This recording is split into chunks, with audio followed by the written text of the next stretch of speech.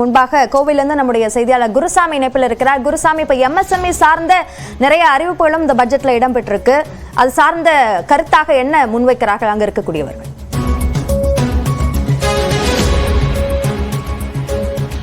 அபிநயா, தற்போது நம்முடைய இந்திய தொழில்கள் கூட்டமைப்பினுடைய தலைவர் சேர்மன் ராதாகிருஷ்ணன் நம்முடைய இருக்கார். நம்ம அவரிடம் பேசலாம். சார், இன்றைய பட்ஜெட் தொழில்துறைக்கு என்னென்ன மாதிரியான அறிவிப்புகள் வந்திருக்கு, அதில் எதாவது வரவேற்க வேண்டிய விஷயம், எதிர்பார்த்தது என்னென்னலாம் கிடைக்கல? இந்த நிதியமைச்சர் இந்த வருஷம் கொடுத்த பட்ஜெட் வந்து ஆல்ரவுண்ட் பட்ஜெட். எல்லா ஏரியாலையும் கவர் பண்ணியிருக்காங்க.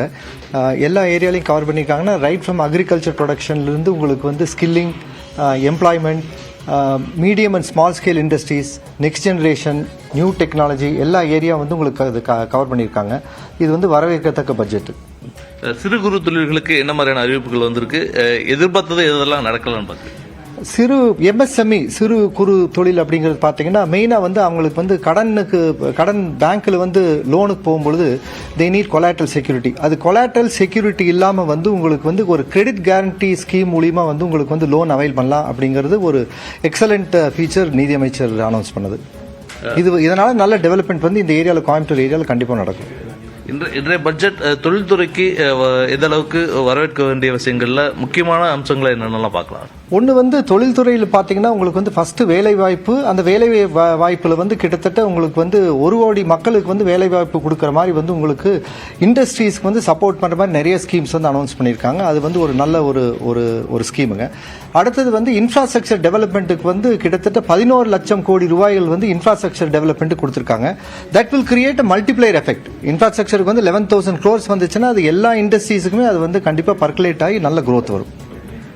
கோவை தொழில்துறையினரை பொறுத்தவரை இந்த பட்ஜெட் ஒரு வரவேற்க தகுந்த வகையில் அமைந்திருக்கக்கூடிய ஒரு பட்ஜெட்டாக தொழில்துறையினர் தரப்பில் தெரிவிக்கப்படுகிறது. அபிநயா, கலந்துரையாடலுக்கு நன்றி Gurusamy. Responsibility and Budget Management, FRBM Act 2003, Medium Term Fiscal Policy cum Fiscal Policy Strategy Statement and Macroeconomic Framework Statement.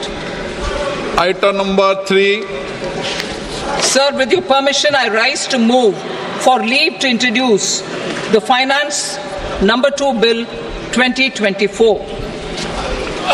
प्रश्न ये कि विधेयक को पूरा स्थापित करने की अनुमति प्रदान की जाए.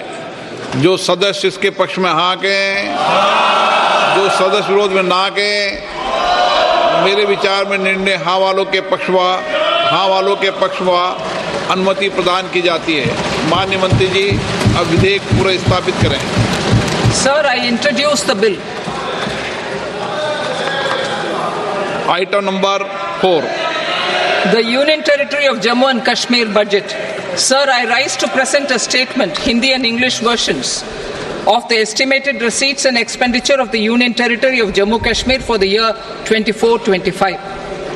सभा की कार्रवाई कल बुधवार दिनांक 24 जुलाई 2024 को प्राप्त 11 बजे तक के लिए स्थगित की जाती है.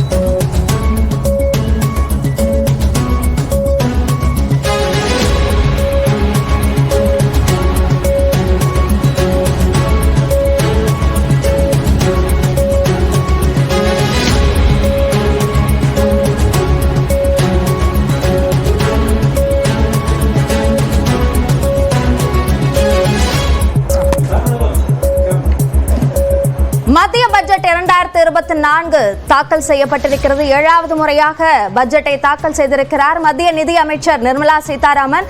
மிக முக்கியமாக வருமான வரியின் புதிய திட்டத்தில் பல்வேறு மாற்றங்கள் செய்யப்பட்டிருக்கின்றன. குறிப்பாக ஒரு ஸ்லாபில் அவர்கள் செலுத்த வேண்டிய அந்த வருமான வரி சதவிகிதம் என்பது குறைக்கப்பட்டிருப்பதாக தெரிகிறது. அதனை நாம் திரையில் பார்த்து கொண்டிருக்கிறோம்.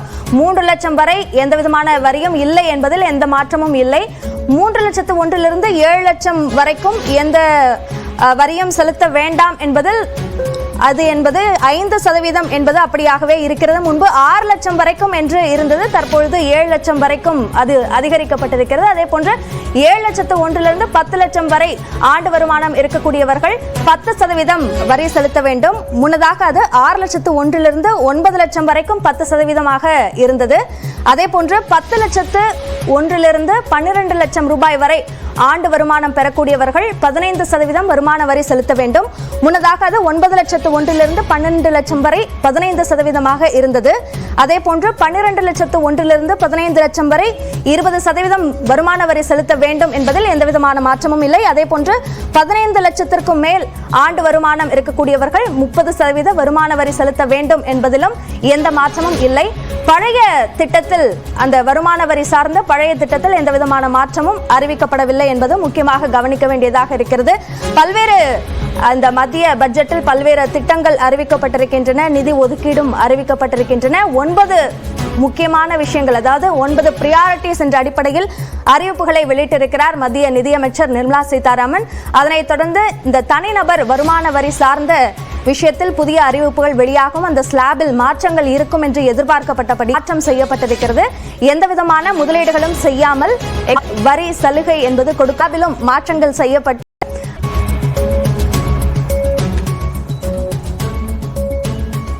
தற்போது நம்மோடு விருந்தினர்கள் ஆடிட்டர் திரு ஜான் மோரிஸ் இணைந்திருக்கிறார். வணக்கம் சார். அதே போன்று ஆடிட்டர் திரு சுந்தராமனும் இணைந்திருக்கிறார். வணக்கம் சார்.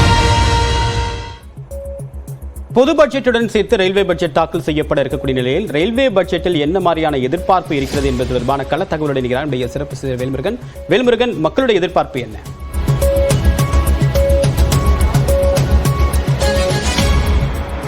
தொடர்ச்சியாக தற்போது பட்ஜெட் ஆனது இன்னும் சற்று நேரத்தில் அறிவிக்கப்பட இருக்கக்கூடிய நிலையில பெரிய எதிர்பார்ப்பாக ரயில்வே பட்ஜெட் அப்படிங்கிறது தமிழகத்தில் எப்பொழுதுமே இருக்கும். குறிப்பா இந்த முறை தென் மாவட்டங்களுக்கான அந்த ரயில்வே பட்ஜெட் எப்பொழுது அறிவிக்கப்பட போகிறது, குறிப்பாக இந்த புதிய ரயில் பாதை திட்டங்கள், இரட்டை வழி ரயில் பாதை திட்டங்கள், இது போன்ற பல திட்டங்கள் தமிழகத்திற்கான தேவையாக தொடர்ச்சியாக இருந்து கொண்டிருக்கிறது.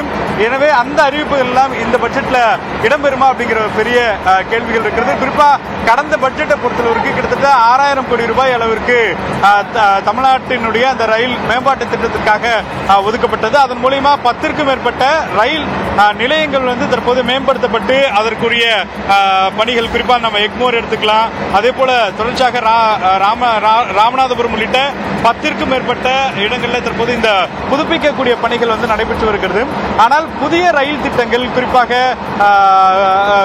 தென் மாவட்டங்களுக்கு செல்லக்கூடிய பெரும்பாலான ரயில்கள் அப்படிங்கிறது இரவு நேரத்தில் மட்டுமே இருக்கிறது. எனவே காலை நேரங்களில் புறப்படக்கூடிய பெரும்பாலான ரயில்கள் இயக்கப்பட வேண்டும் அப்படிங்கிற எதிர்பார்ப்பு தொடர்ச்சியாக ரயில் பயணிகள் மத்தியில் இருக்கு. அதே போல மிக பிரதானமான ஒரு கோரிக்கை அப்படிங்கிறது முதியோர்களுக்கான அந்த சலுகை, மாற்றுத்திறனாளிகளுக்கான அந்த சலுகை, இதெல்லாம் கொரோனா காலத்தில் நிறுத்தி வைக்கப்பட்டது. அதற்கு பிறகு அந்த சலுகைகள் மீண்டும் பின்தொடரவில்லை. எனவே அந்த சலுகைகள் மீண்டும் வழங்கப்படுமா அப்படிங்கிற எதிர்பார்ப்புடன் தற்போது சீனியர் சிட்டிசனா இருக்கக்கூடிய முதியோர்கள் இருக்கிறாங்க. ஏன்னா இப்போ முதியோர்கள் அதிக அளவில் இந்த சலுகைகள் வைத்து தான் பெரும்பாலான அந்த சுற்றுலாக்களுக்கு திட்டமிடுவாங்க. ஆனால் தற்பொழுது இருக்கக்கூடிய இந்த அறிவிப்புல இந்த எதிர்பார்ப்பு இருக்குமா அப்படிங்கிற ஒரு பெரிய கேள்வி இருக்கு. அதே போல மெட்ரோ திட்டத்தினுடைய அந்த திட்டங்களுக்கான பாதி நிதி அப்படிங்கிறது மத்திய அரசு தான் கொடுக்கிறது. நம்மளுடைய சென்னையில 2ஆம் கட்ட மெட்ரோ திட்டம் அப்படிங்கிறது செயல்படுத்தப்பட்டாலும் கூட இந்த நிதி வரல அப்படிங்கிற குற்றச்சாட்டு இருந்துகிட்டே இருக்கு. எனவே அந்த திட்டங்களுக்கான அறிவிப்பு, அதே போல வந்தே மெட்ரோ என்று புதிய அறிமுகம் அப்படிங்கிறது செய்யப்பட்டிருக்கிறது. இது தமிழ்நாட்டில் குறிப்பாக சென்னையினுடைய பிரதான பகுதியில் இயக்கப்பட வேண்டும் அப்படிங்கிற கோரிக்கை வைக்கப்பட்டிருக்கிறது. கூடுதலாக வந்தே பாரத் ரயில தமிழகத்தில் இன்னும் 5க்கும் மேற்பட்ட ரயில் சேவைகளை கூடுதலாக இயக்க வேண்டும் அப்படிங்கிற பல கோரிக்கைகளை தற்போது ரயில் பயணிகள் வைக்கிறார்கள். தேவப்பிரியன்.